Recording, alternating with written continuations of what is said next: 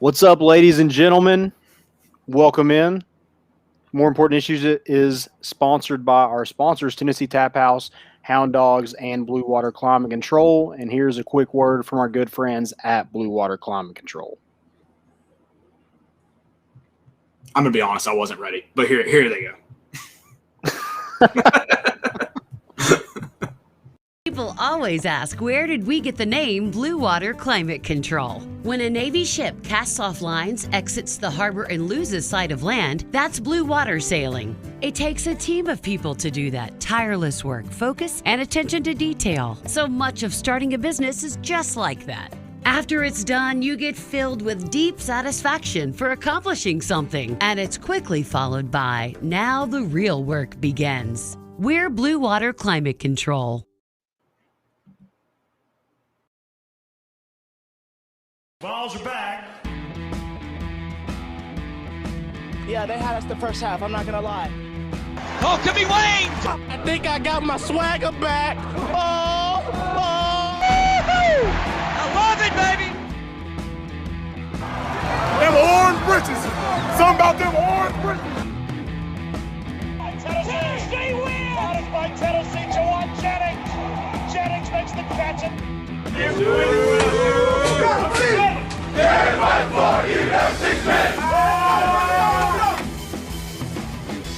just won a basketball game, and we're very happy right now. I made up my mind. I don't expect to ever look back. I'm going to stay at the University of Tennessee.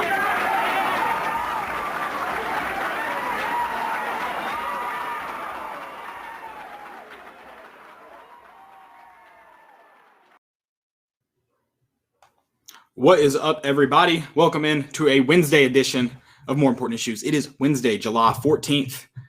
We're here. It's me, Landon, Dylan, producers with us. Good to have him back. This is a packed episode, and it's in July. It's kind of weird, right? It's kind of weird. I thought we should maybe start off the show by giving a standing ovation for Danny White.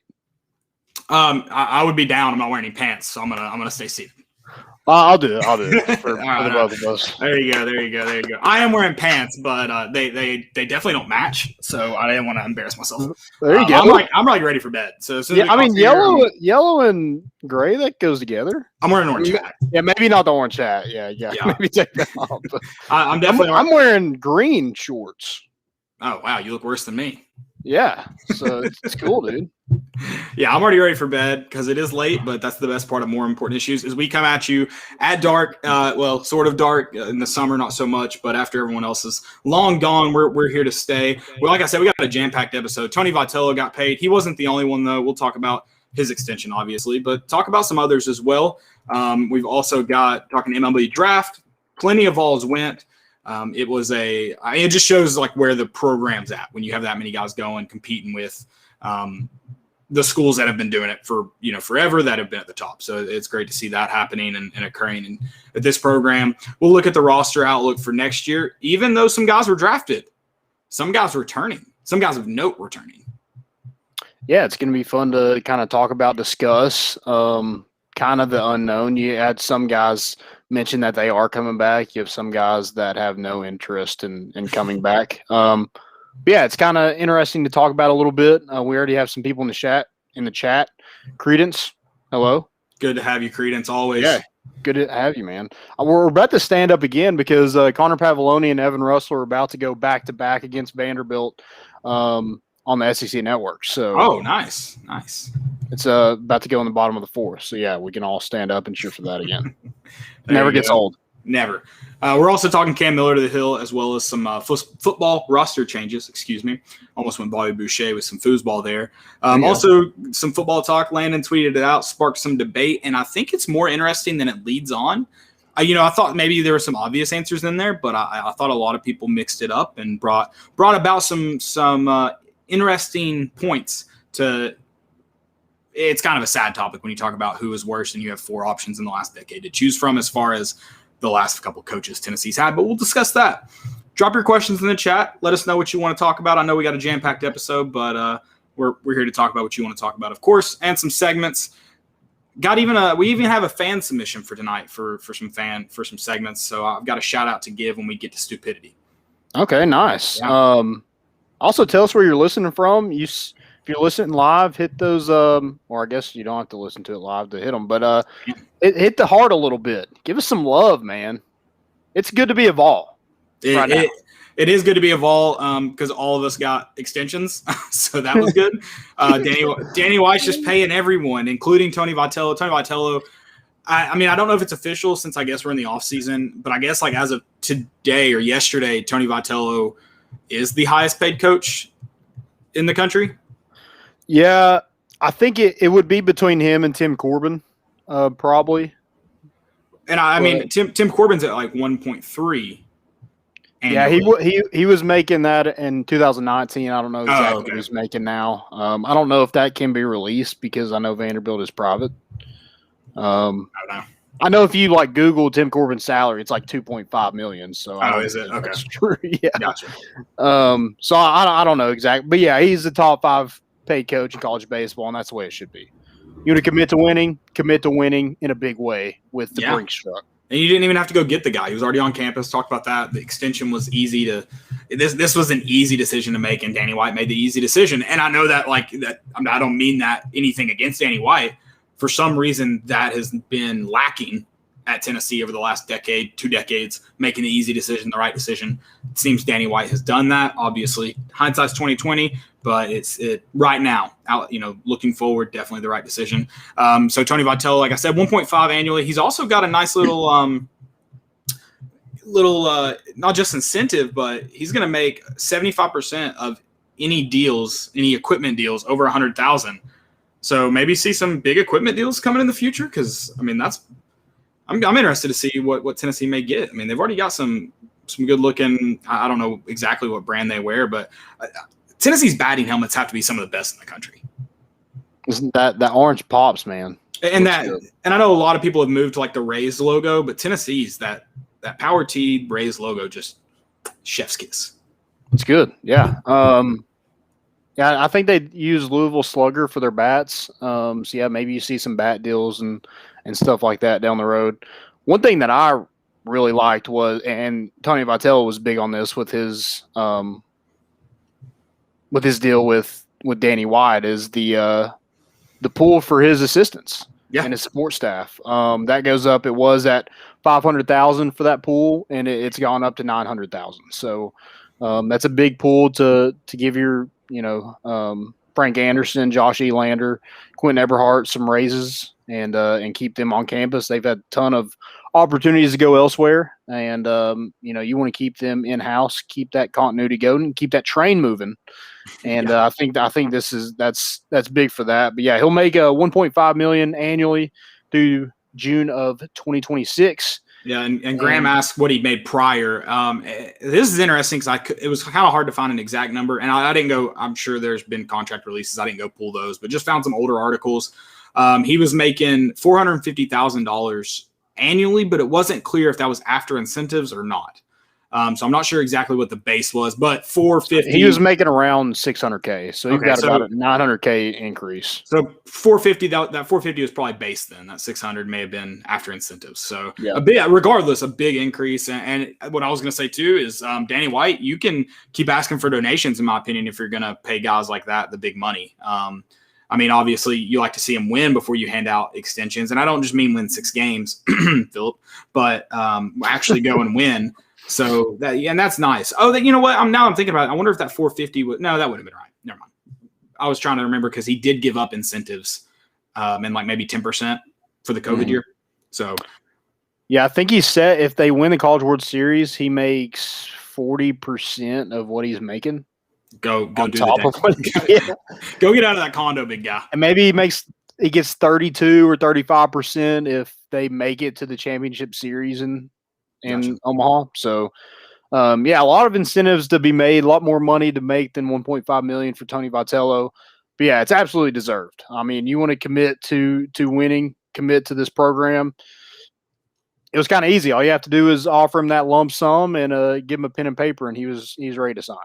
Yeah, and he talked about now he's got to make even more of a commitment to the community. Like the dude wants to be here, and that's good. And this was kind of the big story of really leading up to Omaha because of the rumors of some other teams maybe seeking his going and getting Tony Vitello. So this has been the talk of the town. A lot of assumptions that it was going to be coming, and just kind of like waiting to ink the deal in. And along with a lot of other coaches, Tony Vitello did it. We already had heard about Rick Barnes' contract. It's going to run through 25-26 season now. And then, I mean, Danny White, I guess, was just like, hey, let's call an all coaches meeting and get this done. Rowing coach Lisa Glenn also extended to June of 2024. Kelly Harper contract through 2025-26 campaign. And then Matt Kredick of the swimming and diving, I don't know how you say his name, through the 25 and 26 season. Sounded right to me. I'm not even going to take I'm not even going to take a guess on the women's tennis coach. Allison, you got it. 2026. Then you know about Tony Vitello's Brendan Webb, golf coach through 2026. Karen Weekly through 2025. That deal, I'm sure she'll see a nice pay raise because she is the sole head coach now. Now that Ralph Weekly had retired earlier this year, and that's going to run through the 2025 season. And then Chris Woodruff, another guy that probably deserved a raise. You had winning SEC championships this year, competing for national championships. He's going to go through June of 2026. Yeah, I mean, you just commit to basically every head coach, pretty much. I love it. I mean, I guess if you want that continuity, you want to quit changing coaches every couple of years, hey, just give them all extensions at one time, and then when those are up, then we'll do something after the fact. I kind of like it. A lot of people were kind of upset that they thought Tony Vitello needed his day. Was that a real thing? Someone mentioned it might be sarcasm. I was hoping maybe it was. Yeah, I didn't really see that. I didn't see the actual tweet, but people said that some people were upset about it, and I'm just like, dude, who cares? The man got paid. Ink the deal. Staying. Yeah, and his buyout through 2023 is $1 million. I mean, he's locked in. He can't just leave. Whoa. Landon, we've dealt with enough buyouts here. Those do not mean you're locked in. Pump the brakes. He'll owe Tennessee $1 million. That's fair. That's a good point. So, yeah, it's far from Tennessee having to owe somebody else. But I think Tony Vitello is going to be here for the foreseeable future, and that's what it should be. Absolutely. He's earned it. Absolutely. Agreed. 100%. Let's talk about Vols and the MLB Draft. Speaking of how this program and what he's done I'm not saying those guys wouldn't have gotten there without Tony Vitello in this program. But recent history in with Tennessee baseball, you didn't have this many guys going. You certainly didn't have this many commitments or signees going in the first round. And so obviously those guys didn't necessarily get there because of Tony Vitello, but it's big for the program. It shows where you're at. It shows that some of the top talent in the country wants to come and play for your school. And then obviously the guys leaving your school and getting drafted, that's a big deal because it means your school's performing well. It means you're impressing scouts and the guys are getting better while they're on campus because they're improving that draft stock. So a lot of good stuff happening on the as far as moving to the professional front. Yeah, and it's kind of insane thinking Tennessee was pretty much a top 5 team throughout the entire year, especially in SEC play. And you have one guy who we're watching right now on the SEC network is going to hit 2 home runs off the number 2 overall pick in the country. I was trying to figure out what you were watching. You started getting excited. I was like, "What's on tonight?" And I think I know Game 4's on, but I was like, it's Vanderbilt in Tennessee. It's the Tennessee takeover or whatever it is. I just love that you're getting excited for a replay. That's what I love. Yeah, I mean, we just went back to back on Jack Leiter, so take some of that.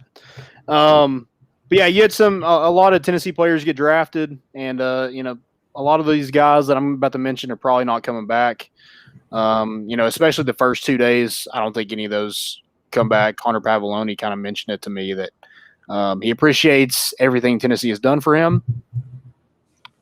So if you're reading between the lines, yeah, see you later. But yeah, really happy for these guys. I mean, they've done a phenomenal job in their time at Tennessee, and they've built a foundation that this program can really stand on and build on for the future.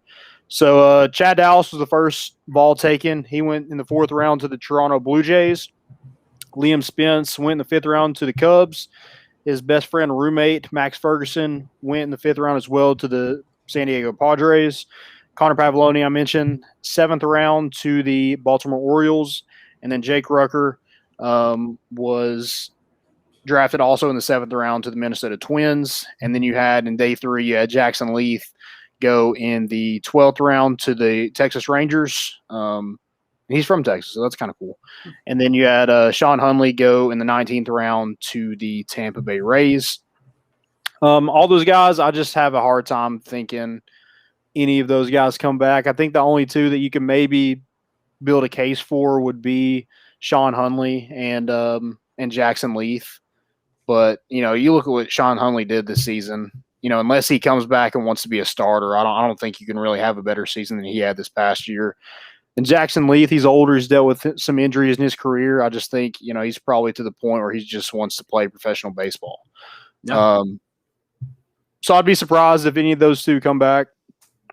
Also, somebody kind of argued with me a little bit today about Luke Lipsius coming back. Not really arguing, just disagreeing. I just said he probably doesn't come back. His brother is in the minors already.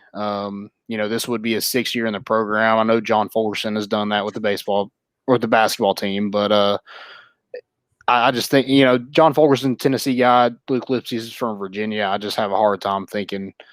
He's also an older guy that's dealt with some injuries in his career, so it's probably, thinking wise, hey, I need to go play professional baseball if I get an opportunity.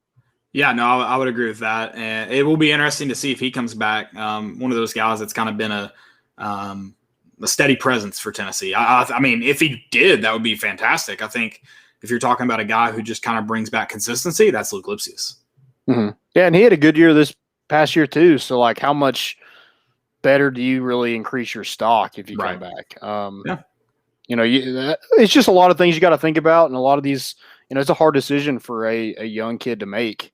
And when you're talking about dollar signs and stuff like that, it's even more difficult. So Tennessee also had some kids, some signees get drafted as well. You had Brady House go 11th overall to the Nationals. See ya. Thanks for signing that pen and paper. A bank account probably looked good today. Yeah. Thanks for signing with Tennessee, but good luck in the pros. Yep. Then you had Ryan Spikes, who that was kind of the one people were kind of worried about. And then he gets to the 3rd round. You're like, okay, maybe he's coming to Tennessee. And then he gets drafted in the 3rd round, the 100th overall pick by the Tampa Bay Rays. And the Rays have a really good farm system. I just have a hard time with the amount he got for his signing bonus in that slot. I think they're trying to buy him out of his commitment to Tennessee. So I'd be shocked if he actually shows up on campus. And then you had JUCO infielder Dayton Dooney, picked in the 6th round by the Kansas City Royals. Would probably be in line to maybe start in second base or shortstop position next season. But he gets drafted in the 6th round, so that one's kind of up in the air. He's probably headed to the Royals, if I had to guess. Missouri transfer and then Tennessee commit Seth Halverson was picked in the 19th round to the Phillies, and then Chase Burns, who was a potential first-round pick, gets drafted second to last in the draft in the 20th round by the San Diego Padres. I mean, that was maybe just hey, you want to come?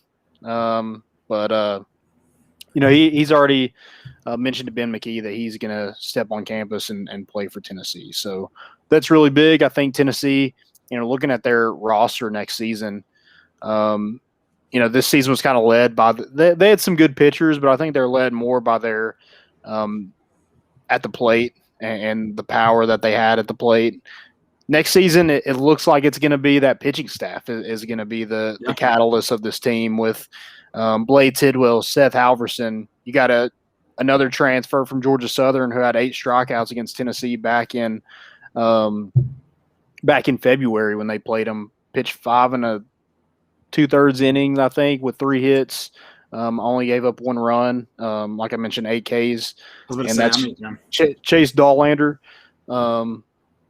You have him. That's going to probably be in line to maybe be a weekend starter. Right. So, yeah, you have a really good – you have Kirby Connell coming back. Blade Tidwell obviously will be back. So you have a lot of options on the mound for the Vols. And, maybe they get Redmond Walsh back. They get Chase Burns, I mentioned. So, I mean, you have probably 4 or 5 guys that could, Camden Sewell's another one that, does he want to be a starter next year? Can he contend for a weekend starter? So you have 4 or 5 guys right there that, probably are pretty good weekend starters for Tennessee, and they're just going to have to figure it out. That's a good problem to have. Definitely a good problem to have. You mentioned it. I don't know if Tennessee will necessarily – obviously you lose some of the guys that brought that power to the plate, but, as far as where their strength's going to be, I don't think they lose a lot with that and in that sense. And I did want to get your talks. You didn't respond to me the other night, so maybe you just wanted to see what what came of it. But Ryan Spikes did tweet the Go Vols with the eyes. He did, and I think that was kind of right before that third round. And oh, was it? Yeah. So Okay. I think he went in looking for a certain amount, and when it went past that, he was like, "Yeah, I'm probably going to Tennessee." And then it's Tampa Bay Rays, who when they draft that people are intending to sign, and so it looks like he's going to get a pretty hefty check from the Rays to get out of his commitment to Tennessee. Well, I guess that means that's a developing situation then, because it doesn't sound like the mind's completely made up. I'm not saying, obviously, like you just mentioned, if that check's big enough, you should go. Right. Because a lot of people, that's the biggest check you're going to see in your, in your professional career. So if that number's right, take it. But it'd be good to get him on campus. Yeah, it really would. He did a phenomenal job at the draft combine, and that's kind of he's already a really good player from the state of Georgia. He went to Parkview High School, which is the same high school that Cody Brown went, a former Tennessee commit. RP. So yeah, he was a really good pick. He didn't even get paid out of that commitment. Right, yeah. Or did he? I don't know. We'll see. But yeah, that's one that maybe he shows up on campus, but I would probably be shocked if he did. Yeah, we'll see it as it develops. Because I think his signing bonus was higher than anybody else that was drafted besides Brady House. Gotcha. That's interesting for where he fell to. So yeah, yeah, it's all about what they're willing to pay. Yeah, no, definitely.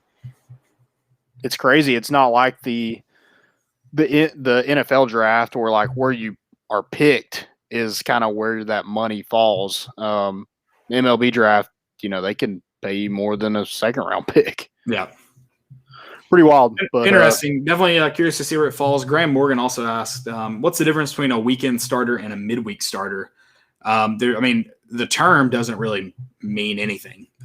It's just those guys pitching on the weekend are your consistent starting pitchers that are usually at the top of your lineup, like your top of your roster there. Yeah. And it's more, you're like in a series, it's going to be on a weekend. Right. And it's also typically you're going to see the same guy Friday, same guy Saturday, same guy Sunday, pretty much all throughout the year. Obviously, you saw with Tennessee, it got mixed up a little bit later in the year when you had different games mean different things as far as elimination and advancing and stuff like that. But typically going to be pretty much the same throughout the week. And then your midweek starter, usually inconsistent. You're usually throwing guys out there maybe to get a feel, maybe to get some looks. Mm-hmm. It's usually not going to be the same guy each Tuesday. Right. Yeah. Hey, so the term doesn't mean anything. But yeah, but mostly your better pitchers are going to be your weekend starters. Right. It's funny how like I've never really seen it asked like that and termed like that, but it definitely is like a very very very niche term to college baseball. Like it means nothing else in any other level of baseball. Right. So it's interesting. Yep. I hadn't really hadn't thought about it like that because it's always just been part of the vocabulary. But yeah, some surprises in the draft. I think Chase Burns was a kind of a surprise. You thought he could maybe sneak in the first round. He didn't like where he was maybe going to get taken, so he decided to come to Tennessee. And Tennessee guy though too. He's a Tennessee guy. Yeah, that does help. May have played into his decision prior to the draft. And I think having a guy like Frank Anderson who you can come here, not even be on any MLB radar like Garrett Crochet and become a first round pick. Come here like Blade Tidwell had the same kind of opportunity that Chase Burns had, would be like a borderline guy get drafted and decided to not take that route and come to college under Frank Anderson. Yeah, and that too, like Blade, you saw, speaking of Blade Tidwell, you saw his velocity increase this year on campus. Garrett Crochet, who came in throwing 80. I was about to say low 90s, and before he left here, dude was throwing gas. I mean, that's got to be attractive to young pitchers. Do you know, like, what is Chase Burns throwing at right now? He can hit triple digits. Okay. So he's consistent about 90, 94, 96 is probably where he's pretty consistent at with his fastball. But, yeah, he's hitting triple digits at times. So just like, pretty much identical to Blade Tidwell, right-handed pitcher, kind of a bigger kid. I think he's 6'2", something like that, from that middle Tennessee area. Same as Blade Tidwell. So, yeah, I think he's going to come in and probably have that same impact that Blade Tidwell did last season for Tennessee. And you saw that's a lot of and you'll take that.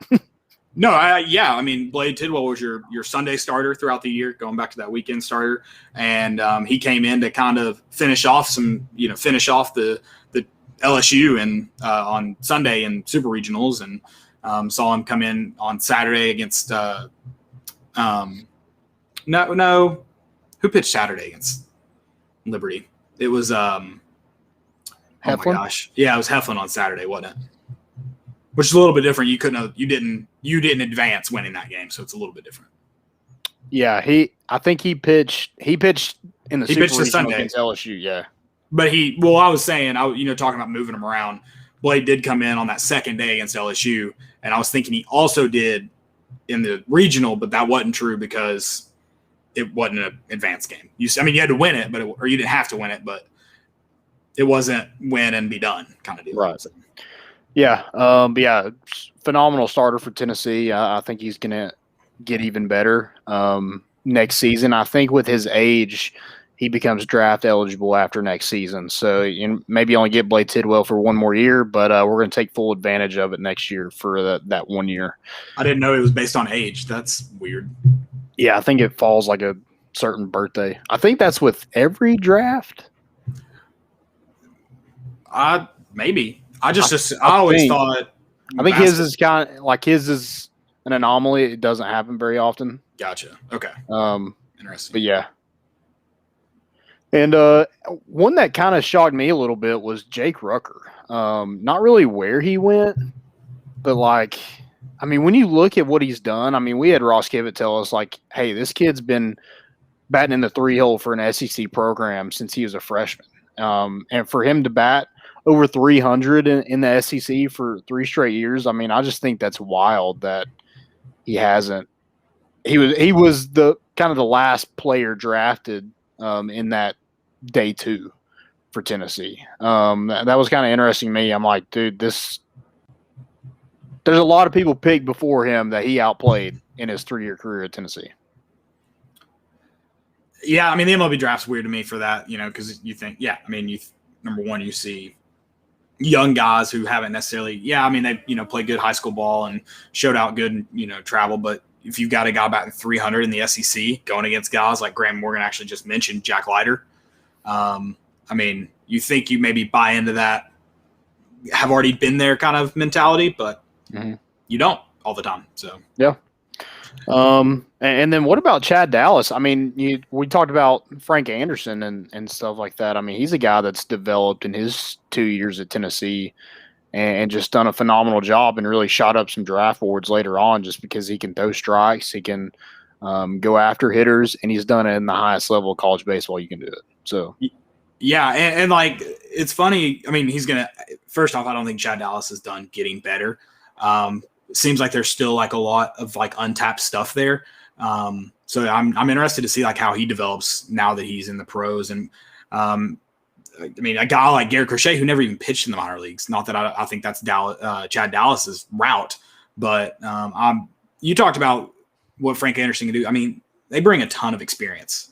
These pitchers coming out of Tennessee. So I wonder if that played into Chase Burns' decision. I also got to think Frank Anderson and Tony Vitello, if you're a pitcher, why would you not want to come here and develop? Number one, you have the you have the resume that Frank Anderson has, but then also the way these pitchers play.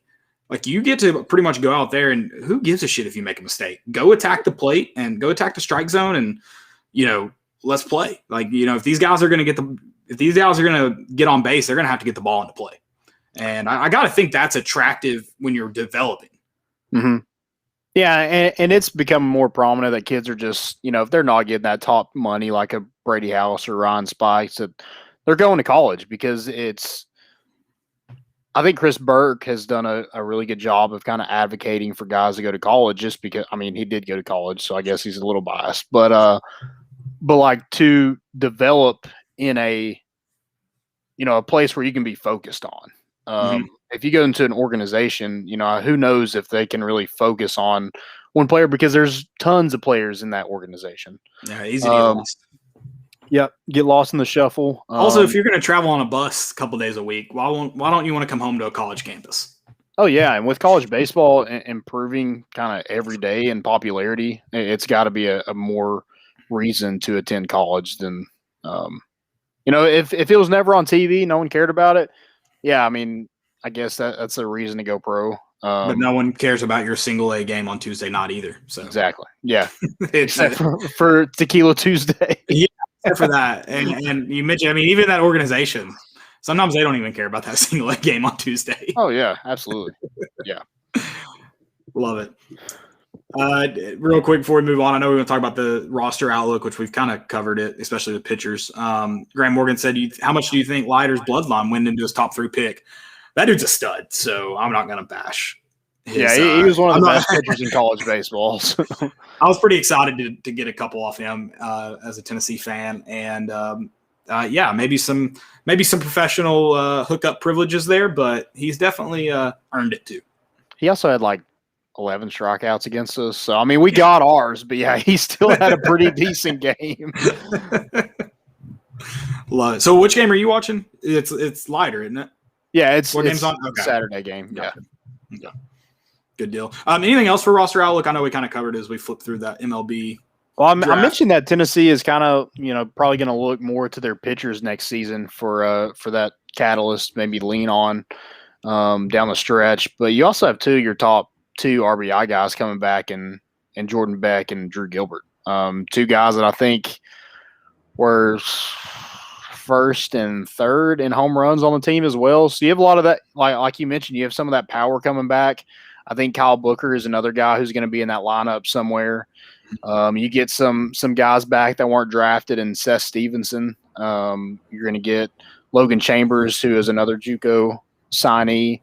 Some of those guys, they can play in the middle infield. They can play third base. Have to replace everyone. Yeah, and I think it's going to be a really good competition for the middle infield positions because you have a lot. Like, you have some guys that have kind of waited their turn at Tennessee. You have Logan Steenstra, Cortland Lawson, Drella Ortega. And then you add Seth Stevenson, who's, a really good prospect. You have Logan Chambers, who, maybe plays third base. Maybe he's a DH. But, you have some guys that are coming in right away and expect to be an immediate impact guy. And, they've played – it's not like they're coming in as a true freshman. They're coming in from the JUCO ranks. So they expect to come in and play for Tennessee right away. And so it's going to be – I guess it's a good problem to have where you have guys that, are competing for that job because they have really big shoes to fill with Liam Spence and Max Ferguson gone. Yeah, definitely. You saw a lot of especially at the plate, you saw a lot of good stuff from young guys. So I'm like you mentioned, bullpen should probably be better next year. Obviously, you lose some key guys, but I'm pretty excited what they bring back to the lineup too. So yeah, it'll be interesting to see what they do at the catcher position with Connor Pavoloni, Pete Durkee, and Jackson Greer all gone. I've heard Colton Kessler's name from Kentucky quite a bit. And, maybe that's where I would turn to if I were Tennessee. If you don't really have a for sure option at the catcher position, I think you can get a pretty solid pickup with Colton Kessler. Also, first base is going to be interesting. Do they move Logan Steenstra? Could they move Trey Lipscomb over there. Could one of the new guys come in and play that position? It'll be interesting to see what they do at that position too, because that's kind of one that's maybe you don't have a ton of option. Ethan Payne has kind of been Luke Lipsius' backup, but with Luke Lipsius playing for, this would have been his 6 or 5 years in the program. You haven't really had to have a reliable option behind him. Right. Definitely going to be a kind of test for Tony Vitello and his staff, kind of hitting on some unknowns. Not necessarily that it'll be incredibly difficult, but it's unknown at this point. So questions are asked. Yeah, to be, being one of those top teams in the country means you're going to have to reload every couple of years. And this is, you lose a lot of your infield.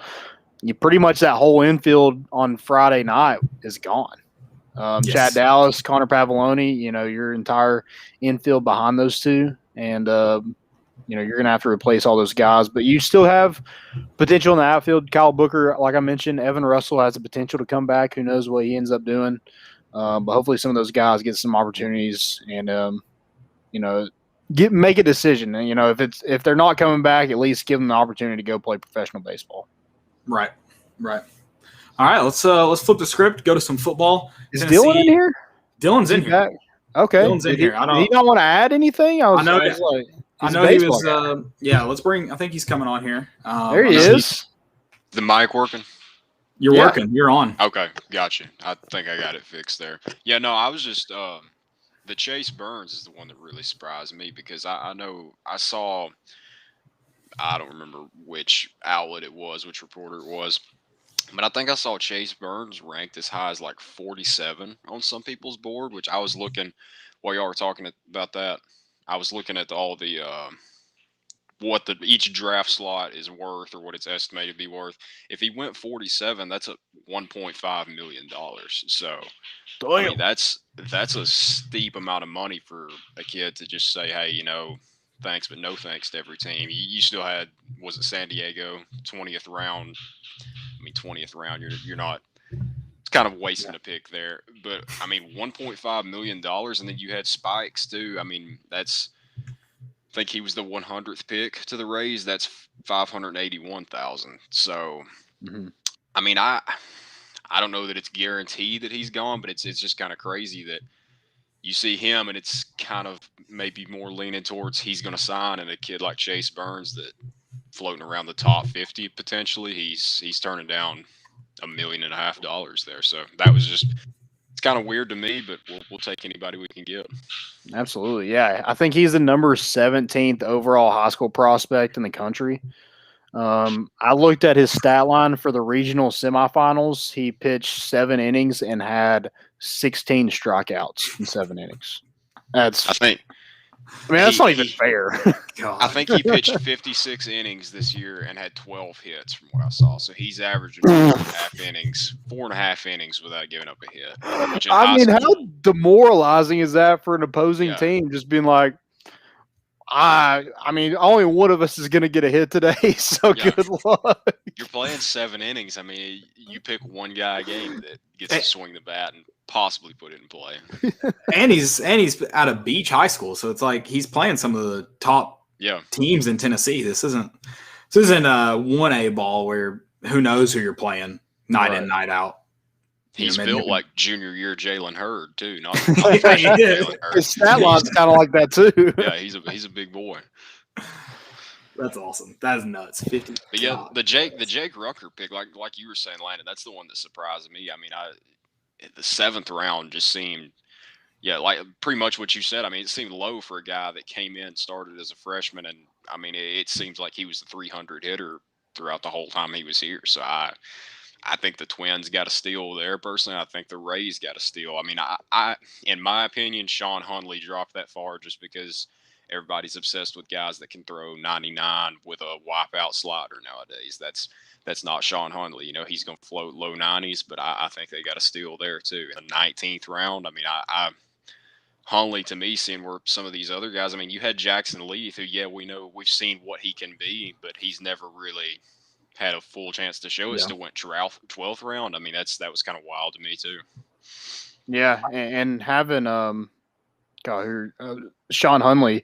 I mean, we were talking about how like crazy it is. It's some like Tennessee was top 5 in the country pretty much the whole year, and the first ball taken is in the 4th round. I mean, you had Kevin Cobbs, who was the best player in college baseball, go in the 3rd round. I think he went 99th overall, right before Ryan Spikes. So I mean, it's just insane how it works, and I guess scouts know more than we do, but it's just kind of insane that's how it ended up. I've seen Moneyball. That's true. Yeah, exactly. That's true. Exactly. Jonah Hill knows what I play walking MLB the show. Yeah. Yeah. I think Chris Burke mentioned, he thinks Sean Hunley is the steal of the draft. He thinks where they got him, like, that's probably going to be high value for that. So Right. there you go. I mean, but me personally, not 17th round and after, I'm looking for guys that honestly, I would picture kind of a Jackson Leaf that's been injured for a while, never really get to show much in college. Try to get a steal there. I mean, a guy that's, like you said, had one of the better seasons by a reliever last year. Falling that far that's insane. And I think some of those are kind of like they use it like that because they have kind of all the leverage. Like, hey, we don't have to pay you this amount because we haven't really seen it from you. But here you go. Right. You heard your name called. Congrats. Love it. I didn't hear my name called this year. It's pretty disappointing. Breaks a 10-year streak of – actually, last year broke it when they had 5 rounds last year. Yeah. 5 rounds. So, Didn't hear it. Didn't hear it. Not in the top 5. No, not a chance. I knew you were waiting by the phone. I was going to give you a call and just see if you'd pick up too. Who was it that ignored the phone call? What prospect was that? I saw it earlier today. Somebody from the Orioles, I think. I can't remember. Yeah, that's right. Was it Pavoloni? It's like I'm not answering nowadays. I don't answer phone calls that aren't saved into my phone, let alone random area code. So I get that. I do like kind of we're seeing guys get drafted by the same team. Like you have Pavoloni go to the Orioles where Garrett Stallings is at, and then you had Jake Rucker go to the Twins where Al Solari's at. So I think that's pretty cool. A pretty good selling point for your program that, hey, like we have guys all over the MLB. Or I guess minors, whatever. They're in the organization. Yeah, they're there. Don't worry. They're somewhere. Some small town. They're somewhere in there. Don't worry about it. There's not even as many because they restructured it. Like there's like no single A teams right now. It's just double A and triple A in the minors. Oh, really? I think they have like rookie teams, but those are just summer ball. It's structured so weird. Like I don't think technically the rookie teams are like the single A teams are affiliated any longer with major league teams. Like I think those affiliations no longer exist. I was telling you about. So how do you get called up? I don't know how the structure works, but the Johnson City Doughboys, they used to be associated when they were the Johnson City Cardinals with the Cardinals, and now they've restructured and the Appy League is now a rookie summer league. So, apparently they're still low A and high A. So, I just know they restructured like a ton of the minor leagues, and so like there's not as many affiliates. That's definitely true, Credence. There's not as many affiliates. I know that. Because that was like a big concern last year is all these teams are losing funding. Yeah, I don't know how the minors really work. I just know that it's not the majors. I mean, you got to work your way up, kind of like in everything. So, right.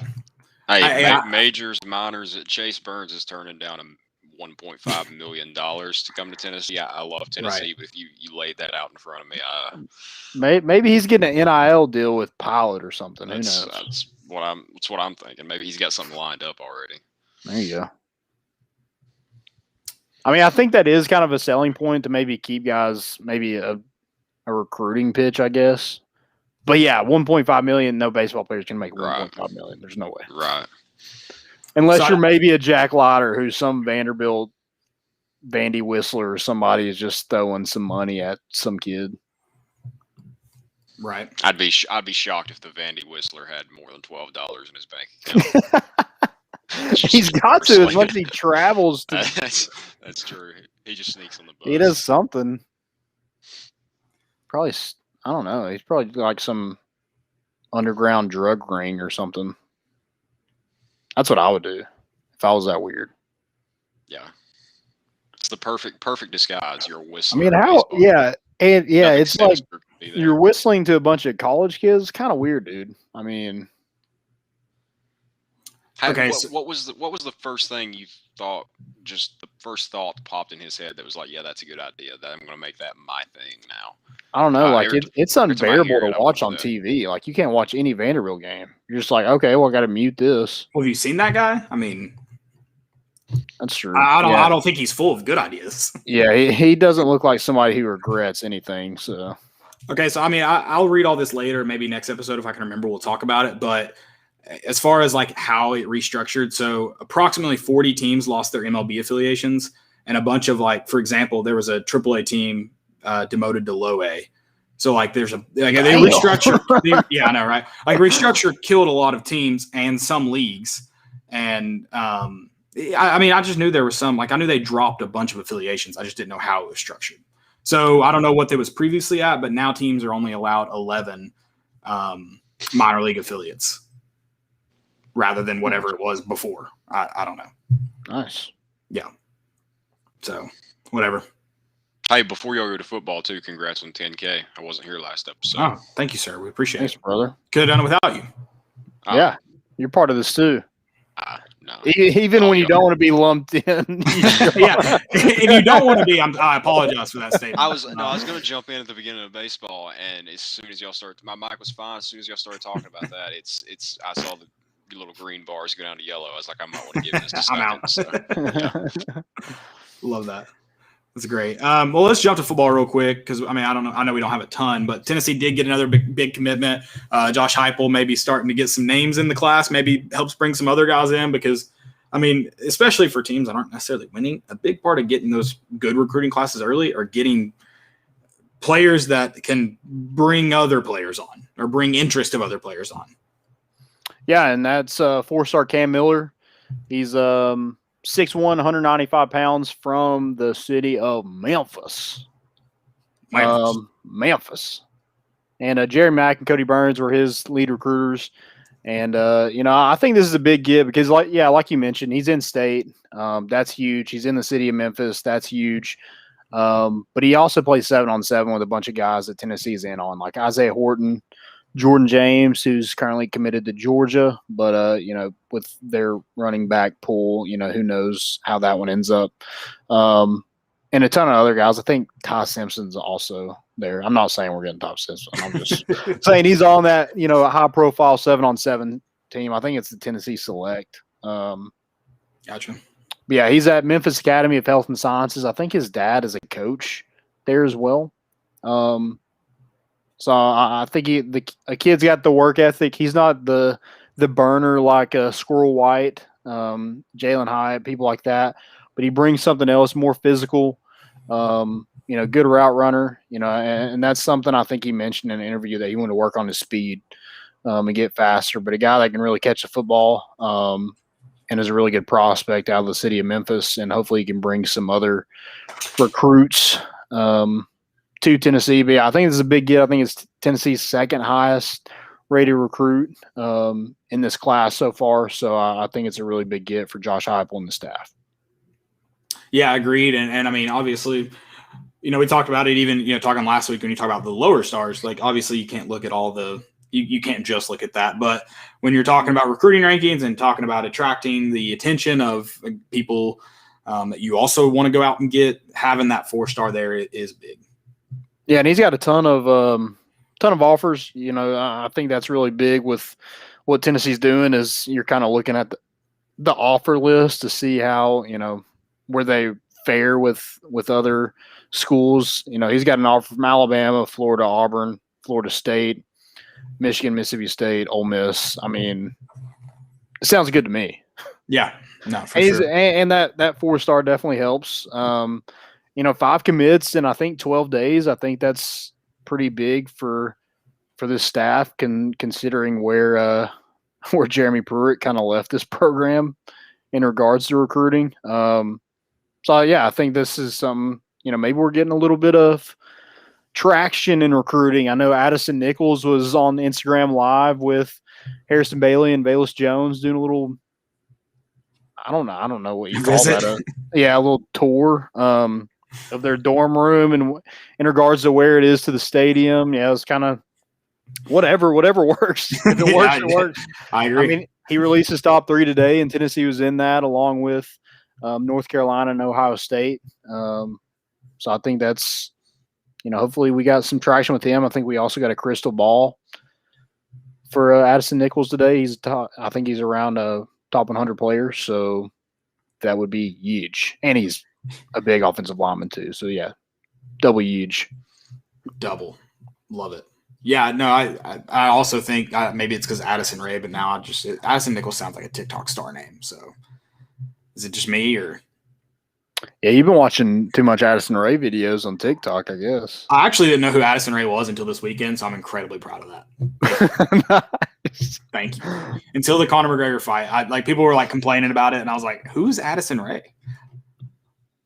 Yeah. I've been able to avoid those cringy dance type. I did kind of find it funny. People were mad that she got that job, but most of her haters say get a job when she's doing TikTok dances. So yeah, that's kind of fun. I don't watch them either, but apparently point. that was. It sounds like you read the comments though, so that's a good point. No, not of the videos, but I did read the post on Twitter because I thought it was interesting. So I went into a rabbit hole and came out with. Maybe she's kind of right. Yeah, maybe so. You wanted me to get a job, and now you're mad that I got a job. So, I love it. I've just been reading about minor league. Now I'm gonna read about minor league baseball all night long, and I'm just it's gonna be a lot of fun, I'm sure. So, I'm so confused about what the Appy League used to be before 2021. I'm very confused. So. I know it wasn't what it is now. The Smokies too. Didn't we used to be a Blue Jay affiliate? Yeah, that's been a long time ago. They've been a Smokies affiliate or a Cubs affiliate for quite some time. I don't know the exact. Okay. I would assume as long as they've been the Smokies, they've been. Gotcha. Okay. I was just curious. I think I remember when they were another team at some point. Maybe. Maybe. I sound better. Maybe not. Maybe I'm just lying to you. Who knows? They've been a Smokies affiliate for quite some time. I just don't know the exact date. I'm just going to pull it up real quick. They were since 2007. Okay. So yeah, that's not out of the realm of possibility where I remember they're another team. Right. Diamondbacks? Yeah. I was about to say Toronto Blue Jays, Cardinals, and then Diamondbacks. So, and before that, several others as well. I don't know why I remember that. That's the dumbest thing to remember. I can't remember half the stuff I need to remember, but I remember especially the Smokies were a Diamondbacks affiliate. I want to know, were they the Smokies when they? I guess they were because the Smokies. It's just, maybe it's convenient that the Smokies are a bear. They use the bear mascot. Were they a bear mascot when they were with the Diamondbacks, or is that? I don't know. Now I have a lot of questions. I have more questions than I have answers now. So. Yeah, I don't know. I don't really remember Yeah, maybe they're just called the Smokies, and that was their logo. The mountains might have been their logo. Yeah, I don't know. Or maybe it's the TriStar. I don't know. I don't know. I think the Diamondbacks logo also looks like it could be mountains. So I don't know. I'm just playing on that. There you go. Just playing on that. All right. Anything else for football? I know we just really want. Well, I guess we got roster changes. Excuse me. I was going to say. I was just going to go through the roster and kind of mention the changes as we go through it. I don't know if that works for you. If you want to stop any of it, we can. I thought it was interesting. Grant Furking. No clue. Furking. I'm going to say it like that. You shouldn't say it slow like that. But yeah, I'm with you. Grant Furking. There you go. I don't know if that's better either, but there you go. Furking. Is it Furking or is the R solid? I don't think you're saying it different, and it's really, really close to another word. Okay, I'm going to stop saying but he's number 0. I think that's cool. He's been on the forefront of this NIL stuff for this team, and teammate of the year. Yep. So, or teammate of the century, I guess. He's making these guys money. I never had a teammate make me any money. So, I think that's cool. Giving him the number 0. You have Jabari Small went from number 20 to number 2. Javante Payton, the grad transfer from Mississippi State, will wear number 3. Danico Slaughter goes from 18 to 3. And then let's see. Byron Young will wear number 6. Joe Milton, the 3rd, wear number 7. What do you think? Like it, love it, hate it? I mean, you got to love it, right? I don't know. I mean, why would I hate it? I don't know. I'm just. Oh, okay. I didn't know if there's a reason for me to hate it. I just like Casey Clausen vibes. I'm not like he doesn't remind me anything of Casey Clausen, but wearing number 7, maybe does he have a little bit of ice in his veins? Does the jersey come with a little bit of ice? You're going to need a lot of ice this year, so maybe, hopefully. He's also, if quarterback doesn't work out, this man is 6'5", 244. Right. Yeah, that's a good point. He's a big dude. I mean, I don't know how big Tim Tebow was when he was a quarterback, but holy. He Evan wasn't Russell, that big. bomb, number 2. Happening live. Okay, so I finally figured it out, though, what the Appy League is, by the way. Oh, my God. Here we go. It used to be a rookie league. Credence, this is your fault. This is your fault. It used to be a rookie league affiliated with Major League Baseball. Now it is a collegiate summer baseball league, and that's what it is. So, oh, nice. It is now college baseball players playing in their off season. Okay. So some players get to go to the coast and play in that coastal league. Some get to go to Johnson City. Nice. Oh, I love that. Okay. That's it. I figured it out. I mean, I'm still going to read a lot tonight, so I can't wait to get on Wikipedia. Good Lord. Yeah. So Joe Milton, quarterback / D end. / D end. And then you have Juwan Mitchell, wear number 10. Latrell Bumpus went from 88 to number 11. Tamarion McDonald went from number 21 to number 12. Kamal Haddon, the Auburn transfer, will wear number 13. Christian Charles will wear number 14. Apache Mohan, or William Mohan, will wear number 18. Amari Thomas went from 58 to 21. That's interesting to me. I know D linemen get lower numbers, but could we see him in like a? I know he's super athletic, play basketball. We see him in some offensive sets. Let's find out. Let's get creative. Let's get wild. Yeah. Let's put him at fullback and let him block for Jabari Small. A little Briarcrest reunion in the backfield. Be there you go. I like it. Put on for the 901, baby.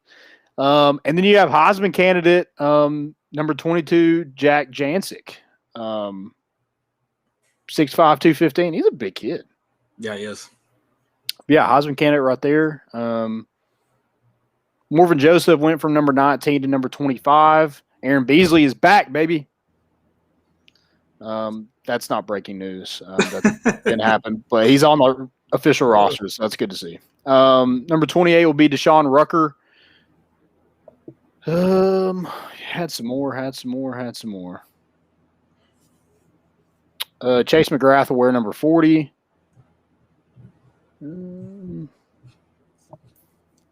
God, Elijah Simmons, 6'2", 350. He's amazing. He's a monster. He's an absolute monster.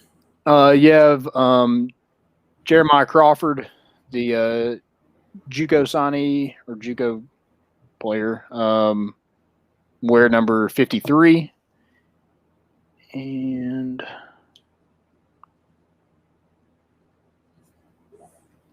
Anderson Covey wear number 82. Then you have some whole list of freshman tight ends. You have number 84, Trinity Bell, who is listed as a tight end on this roster. And then you have number 85, Julian Nixon, also listed as a tight end.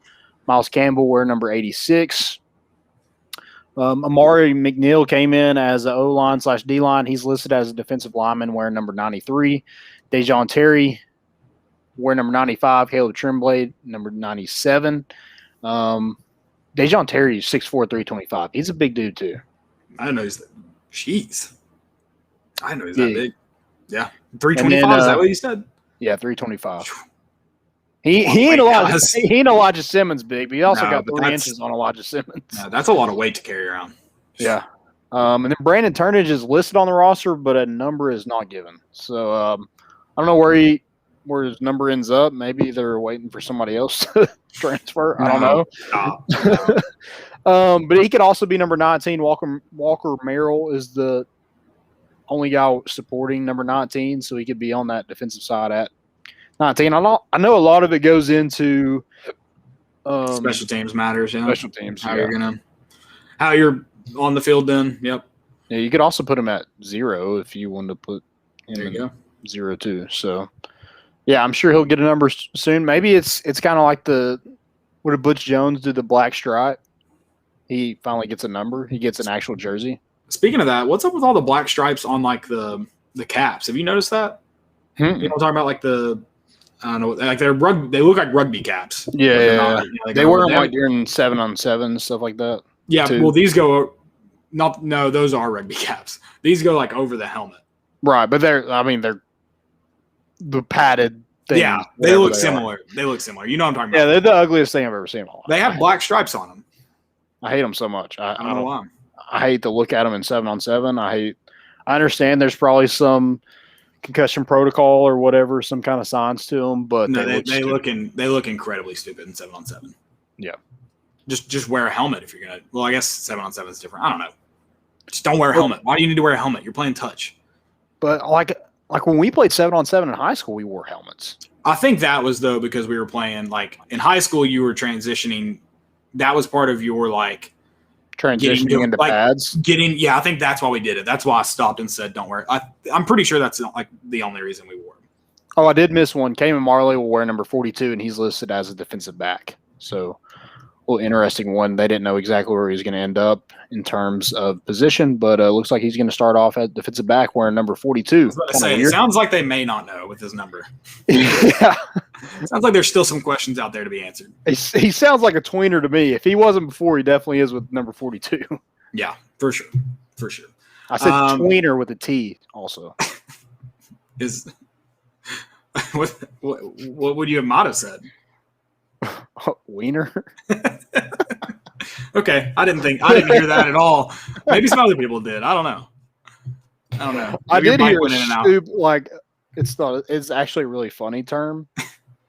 And I don't know if this is new, but I've recently heard it. Wienering. Is that is that a verb? Yeah. Okay. Can you use it in a sentence?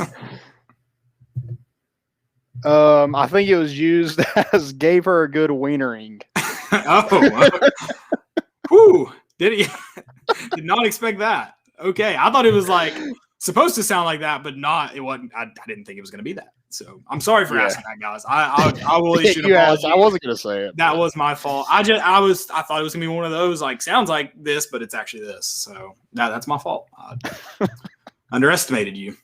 So maybe next time I'll estimate you. I don't know. We'll see. Stay off TikTok, ladies and gentlemen. Oh, you heard that on TikTok. Great. Yeah. Addison Rae out here just bloodying the minds of of America's youth. God. With her 3 months of journalism school. Was it 3 months? I thought it was like 3 weeks. I thought. Do you think she even attended a class in college? Not a chance. I feel like it was like a college prep. She's known course in high school. Like she's one of those girls, right? Like that tweet came off like that. Yeah, probably. Oh, I love how a lot of people listening have no clue what we're talking about. No, that's fine. I mean, you can look it up. I don't think you'll be mad if you look it up, but you don't have to either. So, okay, well, let's move on. Let's talk about let's talk some more football, but kind of on a much sadder note and more frustrating note. Landon sent out the tweet. I'm gonna try to pull the exact. Do you know the exact how you worded it? Do I need to find it? I've got it here if you're ready. Yeah, go ahead. He said, which coach was worse for the football program? Reply with your reasoning. Then listed Butch Jones, Lane Kiffin, Jeremy Pruitt, Derek Dooley. Lane Kiffin was somehow least voted.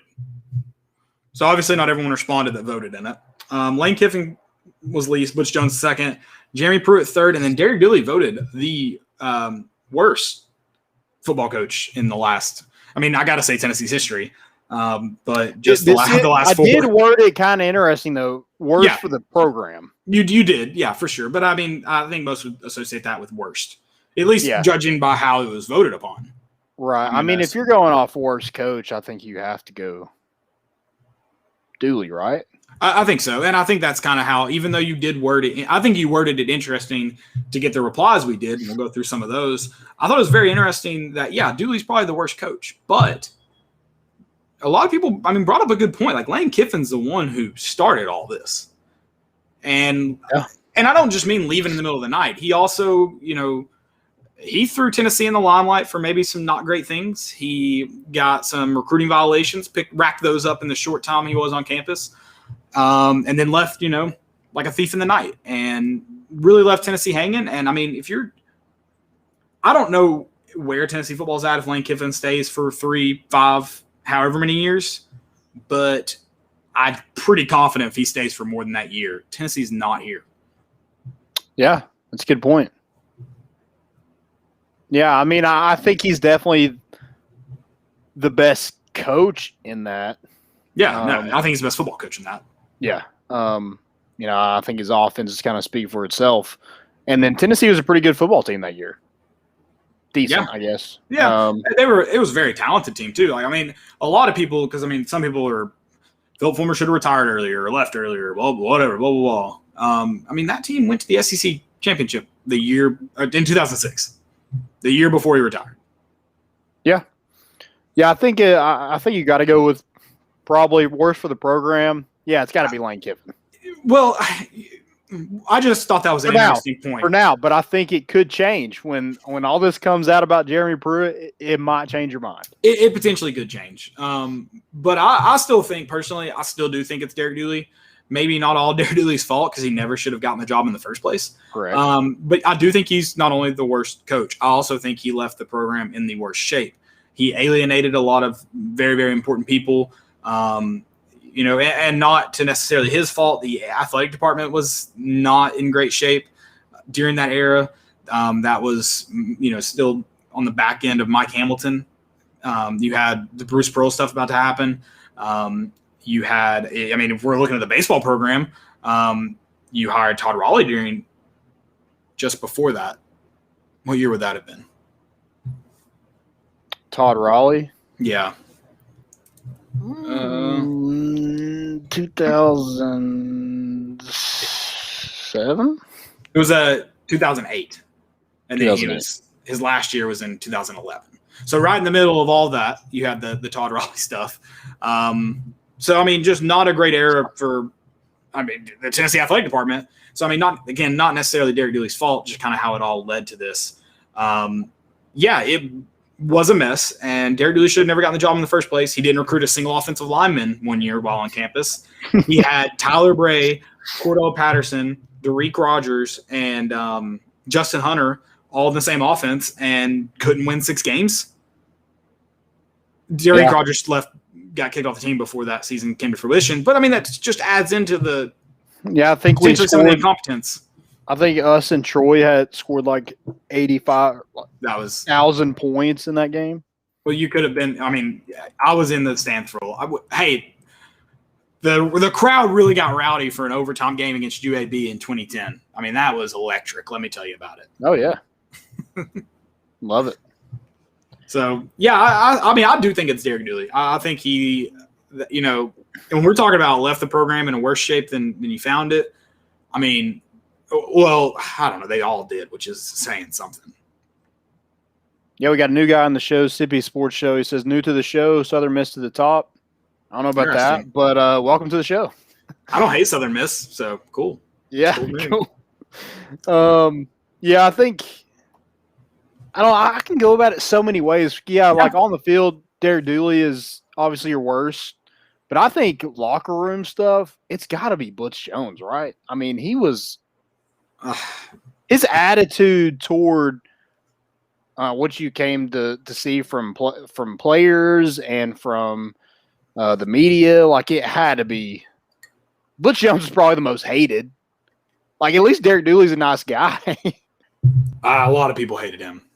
A lot of people hated Derek Dooley. Right, but like he's a stand. Like he's never going to really do anything wrong. He's a lawyer, so I don't think he had to worry about recruiting violations. And I don't know. Well, he didn't That was in part. Yeah, that's what I'm saying. I don't know if that's in part because he didn't recruit at all. But yeah, he seemed like a more likable guy than Butch Jones and Jeremy Pruitt. I mean, I think Jeremy Pruitt is and even Butch Jones was always kind of came across as like a little unsure of himself. But I think when you look at how both Jeremy Pruitt and Butch Jones handled the media on the back end of their career, I think it really shows that if you don't have the skin for it, you can't coach major college football. If you can't be questioned at every turn in your life, and I'm not saying I can, then don't coach college football, because like you can make the right call, like you can make the right decision, and people are going to ask you why you did it when you come into the press conference. Unless you're like Nick Saban obviously doesn't have. I mean, he gets annoyed with it, but he's winning all the time, so it's a little bit different. Right. So I don't know. It's just I think it just shows that it takes a really special kind of person to not. Well, Blake, I don't know how much football you've played or how much you know about football. Yeah, exactly. Yeah, I don't know. You can go about it so many different ways. But yeah, Kiffin got it all started. So Kiffin did get it all started. It's hard not to give him. The dominoes fell after he did what he did. So yeah, I kind of go with that. And like, I don't know. I'm not really over it.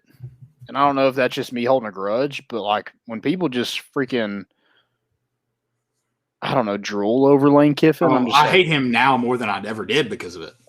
Yeah. I mean, you got to.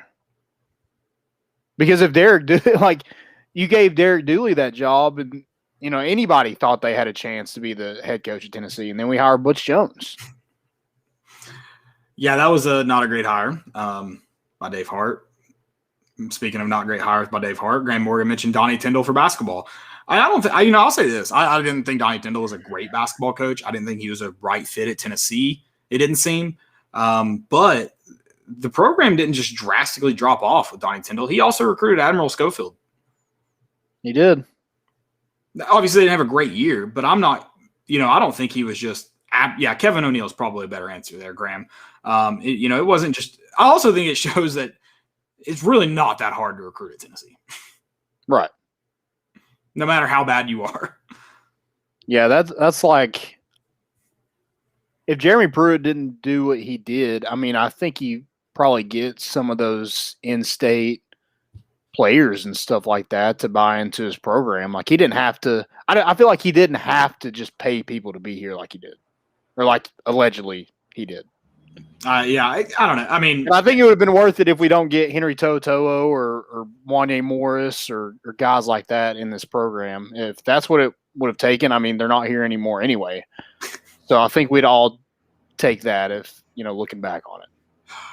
But I do think it's going to change. I think Jeremy Pruitt's going to be one of the most hated coaches ever at Tennessee because of all this. So do you think big news is coming? Like, do you think something's going to happen? I don't know if it's – I think he's put Tennessee in a really bad place. And I guess the hope with Tennessee is it's in such a bad place. And you've had to get rid of pretty much everything that's, magnets on refrigerators, or, everything. Hopefully the NCAA is just like, okay, you're good. Well, I mean, they've got a lot of stuff to deal with themselves right now, beyond just investigations and whatnot. So I mean, I'm just curious to see what all exactly comes. I mean, I don't know. We'll see. Find out. Yeah. I'll tell you, I don't have high hopes that Tennessee's going to get off easy. I'll say that. No, but I think that's the hope of the athletic program. It's just like, dude, can we catch a break? Or I mean, because we're in such like, how can you get really any worse? I don't know if you can. So that's the good news. To not only be in the position that you're in, but then come off a season like you did and then lose pretty much everybody who contributed to that season. Starting from scratch. Oh, you are starting from scratch completely. I want to know who called the NCAA. I want to know who tipped him off. I have my conspiracy theories, but I want to know who it was. I think it was Bobby Graham. I'll put that evil on him. No, it's got to be like. I think it's a disgruntled parent. You think? Yeah. See, I'm kind of thinking of God. It was a Tennessee player, and he coached DBs here, and then they let him go. What was his name? I don't know why I'm forgetting. Tennessee player coached DBs here. Terry Fair. Thank you, Dylan. I don't know. That'd be bold. That'd be real bold. I mean, if it's in the moment and you're trying to get back at somebody who fired you, I mean, I'm not trying to like put any blame on Terry Fair. Or David Johnson. Oh no, not David Johnson. You know, if we're going disgruntled coaches, the reason I'm never going to think it's a coach is because they know that everyone would know. They're in the shit too. The only way I would think it would be a coach is if they were being investigated and they're like, hey, I can get, let's call it even if I can give you more. Mm-hmm. So that's the only reason I'm going to say coach, because they know they'd be blackballed from coaching. Yeah. So that's the only reason I'm going to go no on disgruntled coach. But if we were going to go on it, I'm going defensive line coach at left. Yeah. Brumball. Yeah. Y'all are throwing out names. I wasn't going to throw any names. I was going to let people figure it out for themselves. Context, people. If we're going disgruntled coach, but again, I don't see it. That's my only thing. You better have an NFL job waiting for you. And even they talk in the NFL too. And where's he even at now? Is he coaching anywhere? Or is he just, I guess he got his buyout money and he's just chilling. He's chilling by the lake right now. I have no clue. But dude, from disgruntled parent, there it is. I don't know. I was thinking of who it could be besides a coach. I just have a hard time believing that Rick Pitino can hire strippers / escorts for years and years and years and never even raise an eyebrow. Jeremy Pruitt is handing some kids some cash and it's freaking all over the NCAA's radar. I just have a hard time believing that. Bill Self brought exotic dancers and put it on TV. God, I just want to know what. It's Snoop Dogg. He's like, when you get a Snoop Dogg, you get Snoop Dogg. It's amazing. That's not a recruiting violation. That's just stupidity. I just can't. I have a hard time believing that every Alabama player in Tuscaloosa, every guy that can run a sub 540 in Tuscaloosa is driving a Dodge Charger, and that the NCAA doesn't even look that way. Or you can get somebody on a NCAA wiretap and nothing happens. Yeah, it's incredible. So I just have a hard time believing the NCAA is all our conspiracy theories. Indianapolis is a long way from Knoxville. I can't imagine they're just peeking in for fun every once in a while. Maybe it's so wild the McDonald's bag is they're just like, there's no way that's true. So we're not even going to do anything about it. I will say, first off, I don't believe that's true. The McDonald's bag thing. I hope it is. I love that the baseball team made fun of it earlier in the season. That kind of got taken away. They probably got in trouble for it. But dude, that makes me think it's real now. That's a good point. That makes me think it's real. Yeah. That's a good point. Someone put a stop to it because it was real. It's a great point. God bless. We suck. You're telling on us. We suck. Graham asks, are we on a self-ban for a bowl game this season? We did last season. I'm just kidding. Haven't been mentioned yet. I'm hoping maybe just no one talks about it anymore. Maybe we should stop. Everyone's like, I've kind of forgot that happened. A lot's happened since that's been announced. That's probably going to be their thing to the NCAA. It's just like, hey, well, dude, but if I'm Tennessee, I'm like, no, I'm not giving you anything. No. Oh, well, we're self-investigating, so don't worry. Yeah. I'm not self-reporting. I'm not. No. It'd be like, hey, this is what we're gonna do to punish ourselves. Deny everything, admit nothing. Deny. And when your back's against the wall, point fingers. I mean, if we're being honest, like the NIL stuff, I mean, there's a guy at Miami giving people cash, and nothing's being done. So, can we just say Jeremy Brew was just ahead of schedule and with the NIL stuff? He got confused. Bless his heart. He doesn't know. He doesn't know how to work calendars. He thought it was 2021 already. Just give him a break. He's from Alabama. You expect him to know the difference between 2020 and 2021? Get out of here. Math is hard. Math is very hard. All right. Any more questions? That's all I got. Oh, yeah, that's all I got. All right, let's run through some what's trending. My first one, DK. Speaking of, I don't know if she's a TikTok star. DK Metcalf struck out in the Celebrity All-Star Game, which makes me feel a lot better about my short-lived adult league softball career. You said she. You said she. Well, the tweet, like the whole thing was like some girl got on base, I think hit a double. I don't know how she ran, to second because she could barely run. But some girl, it might be a YouTube or TikTok star, hit a double, and then DK Metcalf struck out. So, damn. Yeah. It was not a good strikeout either. He missed the ball pretty bad. So. Pretty ugly. It wasn't great. Also, apparently they played the All-Star Game the day before they showed it on TV. Or not the All-Star Game, the Celebrity Softball Game. Sorry. Well, there you go.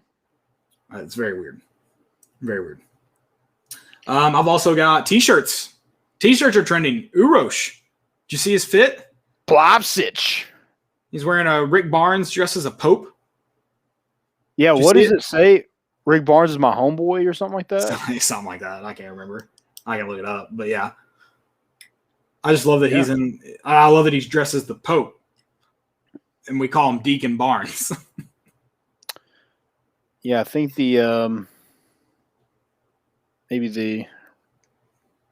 Oh no, he's dressed as Jesus. Never mind. Okay. I was about to say little denomination is a little off. I guess the robe. You see a robe, you assume Pope. Okay, that's the best of us. Hey, I mean, there's preachers that wear robes. I've been to some. I don't know what he's dressed as. He's wearing a robe. That's the point.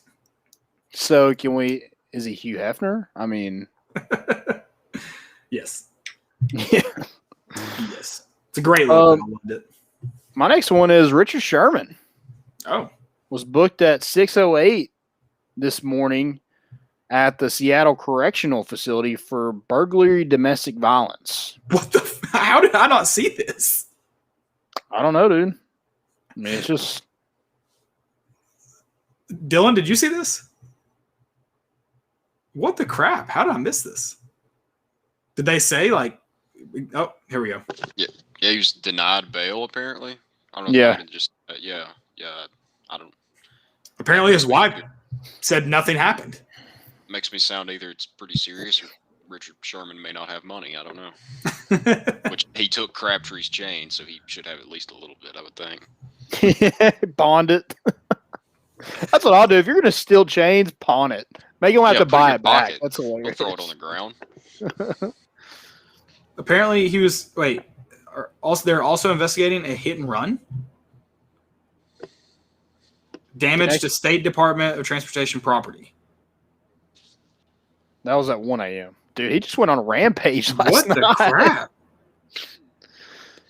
A car struck a concrete barrier.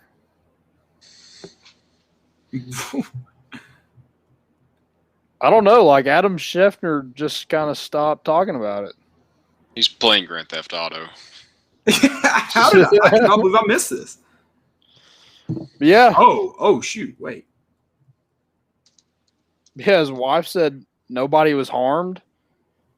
Ooh, we can talk about this when we get off the show. I don't necessarily want to read this publicly if I don't know it's true, but I did just see another tweet that maybe relates to it all.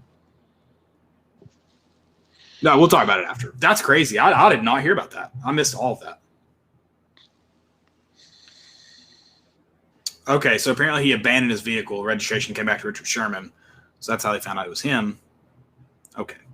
Interesting. This is all very interesting. Okay. All right. Well, wow, Landon just sent me down just a dark place, man. There you go. My next one, let's lift it back up. Candace Parker, cover of 2K. First woman on the cover of 2K. 75th anniversary. Oh, yeah. The GOAT. The GOAT. I've got one more. Do you got any more? I got one more as well. Okay. The home run derby. I think it's what they call electric. And I did want to ask you, I want to get your take on this. But first, what about Pete Alonso's timeout before he hit his 2 more home runs to beat Juan Soto? What you think about that? Cocky or not?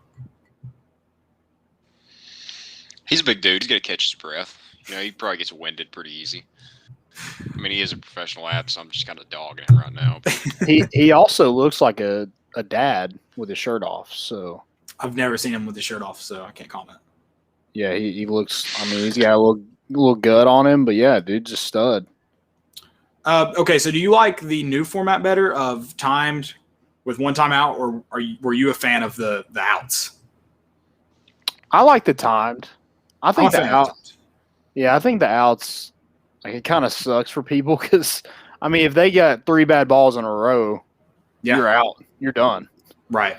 I don't understand the automatic 30 seconds of extra time plus a chance for additional 30 seconds of extra time. I think it should just be you only get extra time if you hit was it 400? Or no, it's 395, I think.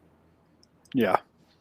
I think the new format it's entertaining, Sorry, but it's like ever since they've done it, the announcers can't keep up with it. It's like you lose track of what's a bomb, what's going foul, what's going short. Like, and since Chris Berman's not there, I've just kind of lost interest in it since then. Yeah, it's still good to watch, but they do need to that point. They do need to have like a clock on it. So because I think there was some debate on whether it should be the ball lands or the ball whatever. Now it's like as fast as you can hit them. Now I think there should be like, all right, you have to wait, 3 or 4 seconds, however many seconds after you hit. So clock starts then the ump sent you, or either till the ball lands or till the ball's past the fence, one or the other. Just so, like you said, because yes, it was incredibly confusing. I'm pretty sure. Who was it? Someone I'm pretty sure hit tied home runs. They didn't count the last one. And they never addressed whether exactly how many he hit, whether one was missed, because like you said, it was incredibly hard to keep up with. Yeah, I know what you're talking about. It was like it's kind of like basketball. It had to be out of their hand. The pitch had to be out of their hand for it to count. Well, that happened a lot. There was, I think it was Story, right at the end, he had 2 home runs, but it wasn't clear if he did actually have 2 home runs or if it just seemed. The better broadcast, I didn't start watching until after that one. So the ESPN2 had the is it the stat tracker? Is that what it's called? Where it tracks the distance and stuff. And they also had a screen at the bottom that counted not home runs and home runs. So you could see what ball actually left the park. You could see if he hit a home run or if he didn't. They were actually counting it on the announcers still couldn't keep up. So they do need to fix that. But I like the clock better. I think the clock's a lot more fun. Yeah, apparently Ohtani doesn't take practice swings. I don't know if that's actually true, but I read that somewhere. So his pitcher sucked. Yeah, hasn't taken BP all year, which is insane. Oh, wow. Yeah. Well, he hit a 415-footer or 515-footer in freaking BP before the Derby. Yeah, leading the league in bombs. Yeah. Love it. I have one. So the Bachelorette implemented a rule basically telling the guys not to jerk off. Oh, wow. During their time. Was there is there a problem? Too many guys are jerking off. Did they get the bathroom? That was Katie's idea. I don't really know why, but yeah, it was Katie wanted them to, I don't know, save themselves for. So they feel like they're married before then. Before they get I don't married. know, but I'm just like, dude, they're not if they go to the fantasy suites. I mean, this is gonna be. Well, I've got a lot. Hold on, I've got a lot of questions about this. Do they what's their sleeping situation? Are they all in is it a bunkhouse? They have their own rooms? Because these dudes are just jerking off with 4 dudes in a room. They're animals, and they should be. I think they have a roommate or two. Yeah, that's disgusting. How do you keep track of this? That's a good point too. Is this just the buddy system, or just? Yes. I guess they gotta wear a camera, or there's some I don't know. I don't know how it works. That's a good point. I kind of don't want to know how it works. I mean, I don't want to find out how it works. I'd like to know. I don't need to watch how it works. Yeah, that's a very strange. I missed that. I didn't actually watch, but I was in the room as Emily watched it the other night. But yeah, that's an interesting development that it shouldn't. First off, I don't think it should be a rule. If you're in a room with another guy, you shouldn't have to be like, "Hey, dude, no jerking off." Like that shouldn't be something you have to establish. You just don't. Well, I mean, like they can go to the bathroom. No, I stand by my statement. You don't go to camp and jack off. Like that's not something you do at camp.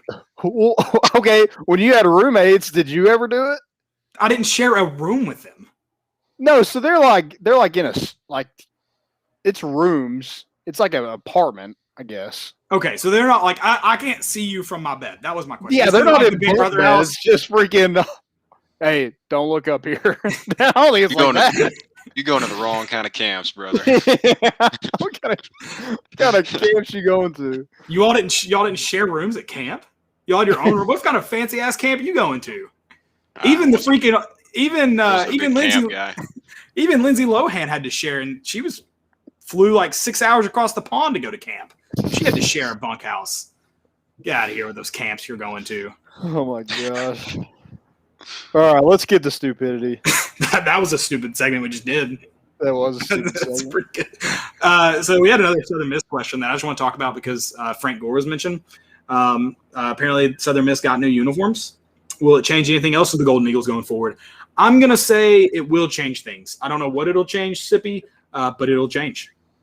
Yeah, sure. I just want to mention Frank Gore because if you've never watched him run the ball in slow motion, go do it. It's hilarious.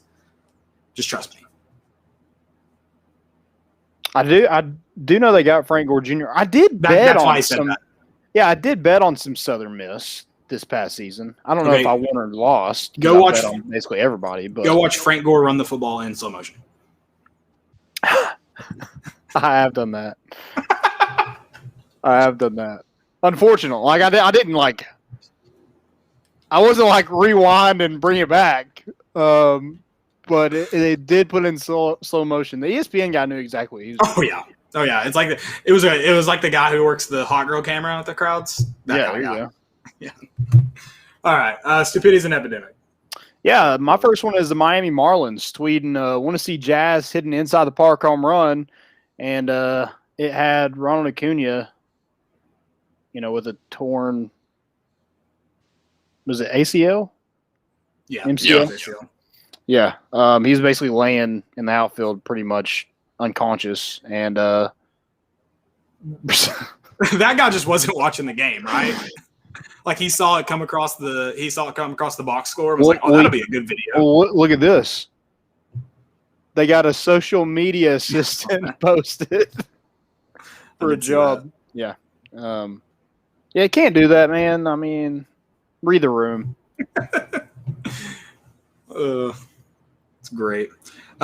This one, I've got one, and me and you actually kind of had a similar debate, but not as stupid as this debate. At volunteer_27 said, I think I speak for the majority of UT fans when I say I would rather score 35 points a game and go 5-7 than score 18 points a game and go 7-6, 6-6 with a bowl win. At volunteer_27, I would rather win more games. I don't care how it happens. I don't care if I win 7 games, I'd rather win 7 than 5. It's that simple. Oh yeah, 100%. 100%. I just love that it was like a twist of our debate where you were like, I'd rather lose 60 to 80 than 30 to 10. And I was just like, I'd rather win. And you're like, I know. Well, that's what I'm saying. It's not as dumb like that debate was dumb because we're dumb. But I mean, we're obviously wanting to win 7 games over 5. That's not a debate. Caleb's not here for the hypotheticals. I'm just like, what an incredibly dumb statement. I don't care if Derek Dooley is our coach and we're winning games. So freaking be it. Dude, Evan Russell just hit that freaking grand salami, and Tim Corbin wants to freaking swallow his gum through his neck. Most electric Tennessee sporting event I've ever been to. Oh, that was heavenly. That was good stuff. I've got You have one any more? I've actually got two more. I've got a fan submission. I'll do that last. But my next one's on me. Maybe I was drunk. So Saturday night, Chattanooga Football Club tweeted out a picture. They tweeted out this picture. Mm-hmm. Do you guys know who that is? Is that Messi? Okay, it is, but he's wearing a Chattanooga FC uniform. Okay. And I sent it to my brothers, and I was like, this dude on Chattanooga's team looks a lot like Lionel Messi. As soon as I sent it, I was like, shit. I was like, you weren't wrong. I was not wrong. I was like, crap. That's Lionel Dude, Messi, guys. Eminem looks a lot like that dude from 8 Mile. I swear. I was not that drunk either. I was like, God dang it. Like, what an idiot. How do you like It's crazy. It's crazy how they found actors that look so much like it. Gotcha. I'm such an idiot. This is the fan submission. Did you all see this one today? Oh, yeah, I did. That was going to be my next one. Yeah, so this was – I'm so sorry, but I'll give a shout-out here. So if you all don't know, that was – if you zoom in, it's Joe Burrow's Heisman. I don't know why they couldn't Photoshop that out, but Josh Hickman sent that one to me today. I'd missed that. I hadn't seen it yet, and that's hilarious. Like, because it's one of your SEC West rivals, and you're promoting their Heisman winner. Right. And can we also talk about that kid as an offensive lineman? I was going to say, for a guy who can't ever win the Heisman. I'm like, what stats are you going to put up, brother? It's so many pancakes this season. But yeah, you might get to. If you're lucky, you'll get to see Joe Burrow's Heisman. Yeah, can you contribute to another Heisman from another team? I guess I don't know. That's bad. I've got a stupidity or what's trending, whatever. I was going to try to use screen share on here. That way I could just pull it up there, but nice internet in southern Middle Tennessee here. So can you see that on the screen? Okay, see the lady in the middle there. Just watch this all-time glasses flip right here. Oh. Kind of hard to see, but no hands, just straight down. That's awesome. Neck, down on the nose. I can't even say it's stupidity because that's genius, actually. That was pretty good. There's actually a video on TikTok of Caleb doing that exact same thing. That's your similar fame. No, it's similar. It's not the exact same thing. I assisted with the glasses flip. You did get it was a nice one. But for my producer role, though, that's another thing I can add in. I didn't even know we could screen share on this, and then I saw that button. I was like, "Oh, that's nice for future reference." I honestly don't know how it works, though. So I've never done it. So I was just gonna hit that button and find out later, but we'll take a look. I'm all about riding. Just ride and find out. Brody put in nice shirt, by the way, Landon. Thank you, sir. Oh yeah. Whoa! I'm gonna go change real quick, guys. Brody put in the chat, imagine being at camp with Frank Gore. He better know the rules. And then Sippy, I've loved having you in here. Come in here, we'll just talk some Southern Miss football. Talking Houston baseball this year and Southern Miss football. He said, this one I got to read because apparently they had 3 coaches last season. I didn't know that. And they won 3 games. Guess who else won 3 games? Brother. All right, I'm going to get off here and go kill myself. So, hey, it was fun. It's been a long episode. It has. I've loved it. Talked a lot of we covered a lot. Baseball, football, all of it. I was wrong about minor league affiliates. They did cut some, okay? I just thought they cut more than they did. I'm sorry. I thought they just hashed, slashed everything. Put you on, man. He did. Well, he was right, and I was wrong, and I'm sorry. Credence. I apologize. I'm more concerned with what's going on in Upper East Tennessee, and I didn't consider the rest of the country, so I apologize. Yeah, we got to get Dylan a raise. We got to get his internet fixed. It picks and chooses one day. We'll figure it out one day. Do you have Comcast? Is that the issue? Oh no, it's Monster Broadband. Oh, it's broadband. There's a reason you've never heard of it. They yeah, I was about to say that might be a reason. They can't advertise because they don't have internet. That's awesome. Well, my Comcast sucks, so that should make you feel better. Don't get Comcast. Don't do it. I'm gonna go call Monster when I get off here. It's all I can get here. It's the only thing available. Dang. That's amazing.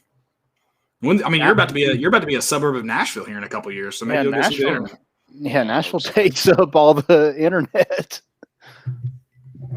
Love it. Guys, it's been fun. Appreciate y'all listening. We'll be back Sunday. Yes. Yep. That's all we got. We're bringing the boat in, and we out.